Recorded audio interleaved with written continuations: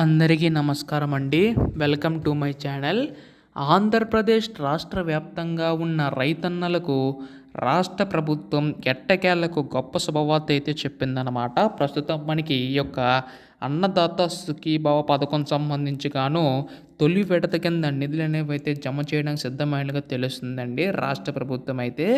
అయితే ఈ యొక్క 20,000 రూపాయలు అనేవి రాష్ట్ర ప్రభుత్వం ఎప్పుడు జమ చేస్తుంది అన్న దానిపై ఈ వీడియోలో పూర్తి సమాచారం అంతా కూడా తెలుసుకుందామండి. ముఖ్యంగా రైతన్నలు అందరూ కూడా వీడియోనైతే చివరి వరకు అయితే చూడండి.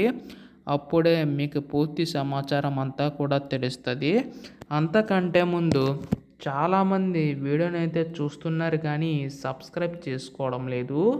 మీరు కనుక సబ్స్క్రైబ్ చేసుకుంటే నేను పెట్టే ప్రతి చిన్న లేటెస్ట్ అప్డేట్ కూడా మీరు ఎప్పటికప్పుడు మిస్ కాకుండా తెలుసుకోగలుగుతారండి.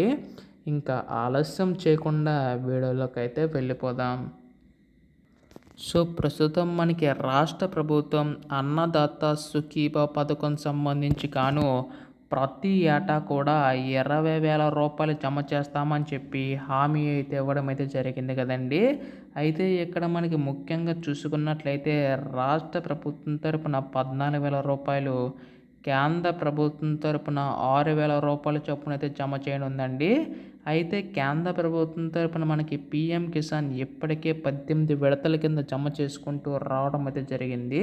త్వరలోనే మనకి 19వ విడత కింద కూడా నిధులు అనేవి అయితే జమ చేయబోతుంది. అయితే ప్రస్తుతం రాష్ట్ర ప్రభుత్వం తరపున ఈ యొక్క 14,000 ఎప్పుడు జమ చేస్తుందని చెప్పేసి అయితే అడుగుతున్నారు. ఇక్కడ మనకి రాష్ట్ర ప్రభుత్వం ఈ యొక్క 14,000 కూడా జమ చేయడానికి సిద్ధమైనట్టుగా తెలుస్తుందన్నమాట. ప్రస్తుతం దీనికి సంబంధించి గాను విడతల వారీగా జమ చేసే అవకాశం ఉందండి. అంటే 7,000 ఒకసారి, 7,000 ఒకసారి జమ చేస్తుందన్నమాట. అయితే ఇందులో మనకి ముఖ్యంగా చూసుకున్నట్లయితే ఇక్కడ మనకి దాదాపుగా 4,500 కోట్ల రూపాయలు అనేవి అయితే నిధులు అనేవి అయితే విడుదల చేసే అవకాశం ఉందండి. దీనిపై కూడా క్యాబినెట్ బడ్జెట్లో మనకి నిధులు అనేవి అయితే కేటాయించడం అయితే జరిగిందనమాట. అయితే ఈ యొక్క నిధులు కూడా మనకి రేపు ఎల్లుండిలోగా విడుదలపై అయితే అధికార ప్రకటన చేసే అవకాశం ఉందండి. సో దీనికి సంబంధించి గాను కంపల్సరీగా మీరు ఈ కేవైసీ అయితే నమోదు చేయించుకోవాల్సి ఉంటుంది.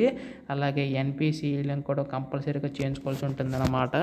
దీనిపై కూడా కొన్ని షరతులు అనేవి అయితే ఉంటాయండి. అంటే గవర్నమెంట్ ఎంప్లాయీ అయితే ఉండకూడదు, ఇన్కమ్ ట్యాక్స్ పే చేయకూడదు, ఇలా కొన్ని రూల్స్ అనేవి అయితే ఉంటాయన్నమాట. ప్రస్తుతం దీనికి సంబంధించి గాను మనకి ఏ చిన్న అప్డేట్ వచ్చినా కానీ మీరు ముఖ్యంగా ముందుగా రైతన్నలు అందరూ కూడా తెలుసుకోవాలనుకుంటే మాత్రం దయచేసి ఛానల్ అయితే సబ్స్క్రైబ్ చేసుకోండి.